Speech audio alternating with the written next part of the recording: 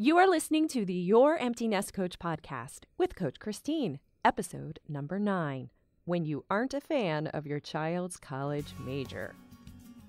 This podcast is for you, a mother who years ago walked away from a career to raise your child.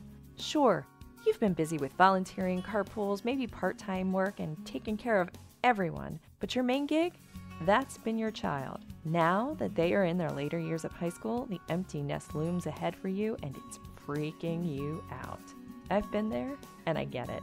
Together, we'll turn our freaking out energy into freaking awesome energy. Hello, my empty nest friend. Episode 9 today, and if I've queued this up correctly, next week has Valentine's Day in it.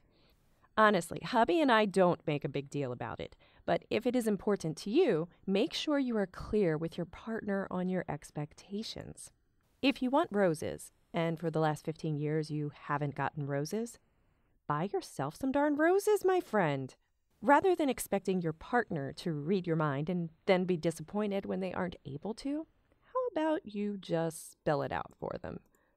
Or better yet, just buy yourself the roses. And then love on your partner. That's it. I mean, really, what are you making their ability to read your mind mean in your life? Seems a little silly when put that way, doesn't it? And that is my Valentine's Day public service announcement. I might need a whole episode on that topic, huh? Anyway, I told you last week that we were going to talk about your child's college major. I'm going to start at ice cream. Yes, ice cream. When I was, I'm going to say under 5 years old, as far as I knew, 3 flavors of ice cream existed in the universe. Chocolate, vanilla, and strawberry. Sometimes they were all together in that Neapolitan. I remember when sometimes in my mind, the pink ice cream got on it. I was not very happy. Anyway, if you had asked me at that age what my favorite flavor of ice cream was in the whole world, chocolate would have clearly been my response. Then I was introduced to the ice cream truck, and then the limited variety of ice cream options at school when I went. You know that ice cream option with the fudge in the middle and the crumbs on the outside? It's chocolate. I have no idea what it's called, to be honest, but it was my favorite at school for sure. Mint chocolate chip ice cream. Yes, that became a favorite along the way for quite some time. Interesting flavors could be found at, Dairy Queen or Friendly's, which I believe at that time was called Friendly. Ben & Jerry's ice cream didn't go national until 1982, when I was 11 years old. So think about this. When I was younger, it was a clear choice of chocolate. All I knew about was 3 flavors, and I hadn't experienced much of the world. We'll come back to ice cream in just a bit. So in choosing a major on bestcolleges.com, they share that many education experts believe that students perform better at the college level when they are passionate about their major subjects. Well, this certainly seems like common sense to me. I don't know about you. And in an online post from College Factual, it shares that about 50 to 80% of students change their majors at least once. 50 to 80%, that's a ton. College Factual also shares that various studies have shown that students who choose a major closely aligned with their interests get better grades and are more likely to graduate on time. There are so many factors that play into a college major.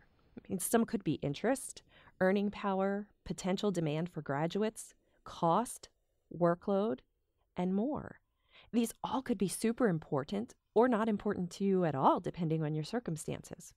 What I want to challenge you today to do is to really consider, is your child's major truly theirs? Are they exploring what they want to explore during their time in college? Be super careful that your anxiety over their future isn't guiding them down a path that truly isn't theirs to take. Much of the point of college is to explore new interests and ideas, to expand their world, to discover the new flavors of ice cream that they didn't even know existed when they started college. So your thoughts about your child's major. This is really important.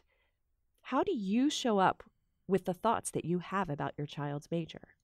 I mean, your daughter could call tomorrow and tell you she wants to be a neurosurgeon. You could just as easily have these 2 totally different thoughts. One thought could be, that is tremendous. She's going to be a neurosurgeon. Woo! Another thought could be, oh my gosh, that is a lot of school and a lot of loans to pay for, whether it's her or me. Right?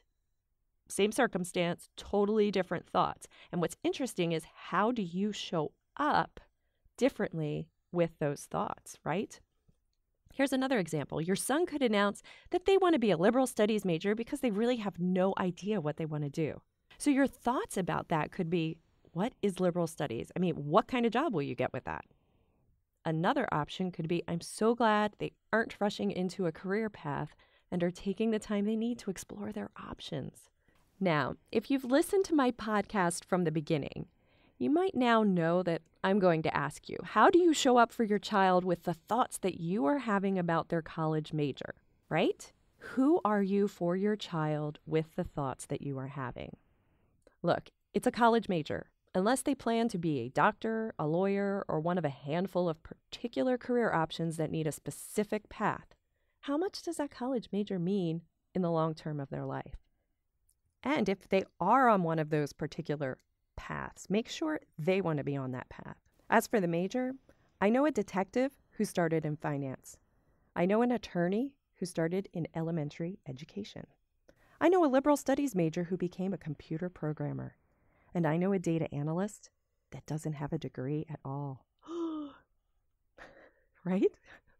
So the next time you feel yourself with anxiety over your child's college major, I want you to ask yourself, what do you want your child to get from you?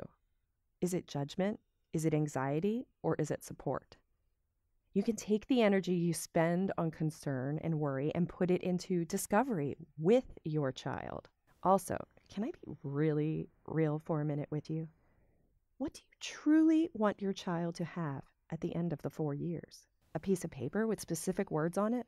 Or would you rather your child have clarity on who they are meant to be in the world? I'd take the latter option any day for my child. I'm guessing you would too. I mean, really think about it. What if at the end of the 4 years, they knew who they were? What if they were an actual emotional adult who knew how to figure out the next steps in life no matter what life threw at them? You know how everyone asks the question, what do you do? What if your child knew who they were so well that they weren't wrapped up in their career and they were confident in that? Can you imagine? Imagine that you're not your job, just as you aren't your thoughts. Jobs change. You are still you. You're still who you are without the job.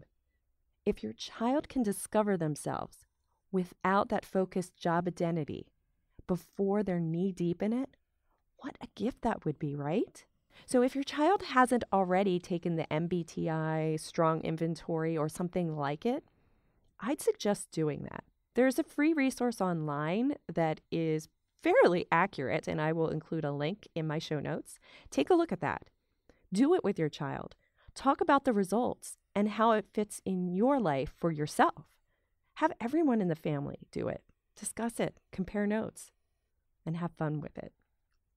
Okay, so now back to ice cream. In my life, we were back with the mint chocolate chip ice cream being my favorite. Well, life happens, and it wasn't until my 20s that I began to actually enjoy the beverage coffee. Well, many years go by, I have the option to try Friendly's Vienna Mocha Chunk ice cream, and with my now expanded worldview and my new taste preferences, this was, without a doubt, my favorite and still is. Imagine if someone said to me at age 5, Christine, pick your favorite ice cream flavor and you will have it for the rest of your life. I might have been thrilled at that moment, but I want you to choose something now that will impact you for the rest of your life. And here's what we end up doing to our children and to other people in the world. And I never want you to change it. Can you imagine if when I discovered mint chocolate chip or Vienna Mocha Chunk ice cream that everyone around me said, oh no, you chose chocolate. That's all you can have. Really? I know, with ice cream it seems silly, but we do this to our kids with their college major. And it starts even earlier because we ask them to choose what path to take, science or humanities. What, in 9th grade and sometimes earlier? Really, the things we make this mean. So you make this episode mean whatever you want. It's not solutions, it's just stuff to think about. And I hope it does that for you. And as a side note, I apologize if you are lactose intolerant for all those ice cream references. My next episode's topic will be filled with advice from college admission counselors answering the question, what is one thing you wish parents or students understood about the admission process? I'm really excited about this. This will be my first one with guests. The questions I have for you in this episode are, how excited are you for your child's major choice? And number 2, if you attended college, what was your major and did it set the course for your life? I invite you to fly over to my Empty Nest Flock community at youremptynestcoach.com/community to share your answers to this episode's questions. If you come over to our community, know that it is brand spanking new, so there isn't a lot going on at the moment, but be one of the first to join in. I can't wait to have this flock form a great formation and just fly to great things. So be one of the first. And I realize I have forgotten to mention lately that this podcast is sponsored by my free 7-day class, The Empty Nest Guide to Uncovering My Future. Also, if you have a question you would like me to answer on the podcast, you may submit it to me in my Empty Nest Flock community forum, that is public, or email me at podcast@youremptynestcoach.com. Include your question and how you would like me to refer to you, or if at all. I look forward to seeing you there, my empty nest friend. Remember, you are amazing. You are listening to the Your Empty...